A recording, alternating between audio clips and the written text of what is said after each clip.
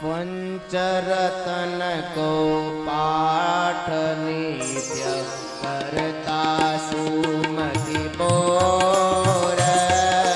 पंचरत्न को पाठ नित्य करता सुमति उठी भोर।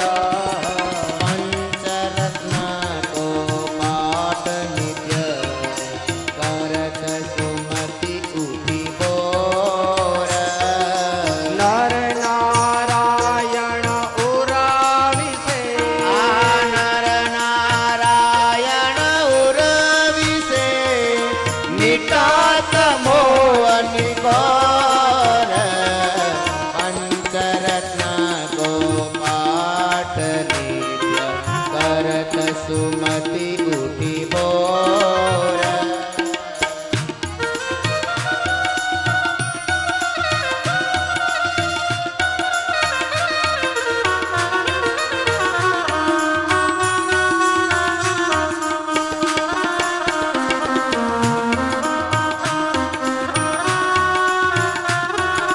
नर नारायण नारायण देव के अचल उपासक संत।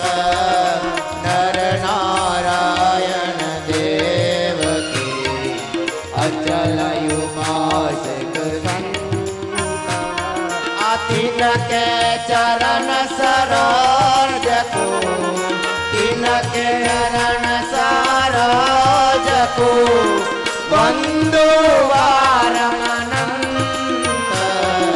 नर नारायण देव के चरण उपासक संत। चरण उपासक संत। चरण उपासक संत। बस छेल्ली वदना स्वामी के પાંચ રત્નનો જે નિત્ય હવારે ઉઠીને પાઠ કરશે એના અંતરમાં નરનાણ ભગવાન વાસ કરશે અને એના અંતરમાં રહેલું અંધારું બધું નાશ કરશે. છેલ્લી વંદના સ્વામીએ નરનાણ ભગવાનના દ્રઢ ઉપાસક સંતો એના ચરણમાં વારંવાર વંદના કરી અને ગ્રંથને પૂરો કર્યો. શરૂઆત ક્યાંથી કરી હતી? નરનાણ ભગવાનના ચરણ રજને વંદના કરી અને વારંવાર વંદના કરી અને છેલ્લી વંદના એ નરનાણ દેવના દ્રઢ ઉપાસક સંત તિનકે ચરણ સરોજ કું વંદુ બાર અનંત. એક વાર નહીં, એ સંતના ચરણમાં અનંતવાર વંદન કરું. શું કામ?